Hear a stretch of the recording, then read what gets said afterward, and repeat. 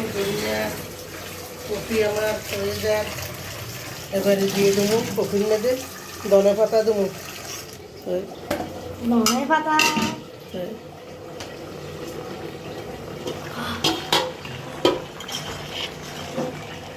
Copy দিয়ে সিম দিয়ে রুই মাছ দিয়ে রান্না করতেছি।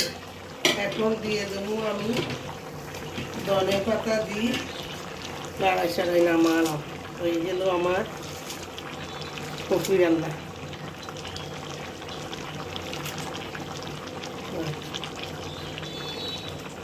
দিল কুড়িয়ে দে মানা।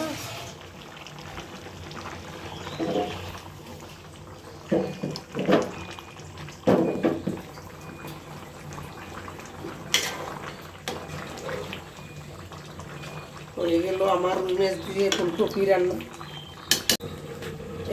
এই রুই মাছটা কপি দিয়ে রান্না করলাম, এখান দিয়ে ডিম সিদ্ধ দিলাম আর রান্না করলাম মূলা। হয়ে গেল আমার ভাত, দুপুরে রান্না বান্না আমার হয়ে গেল। কাটি দিয়ে বাহ।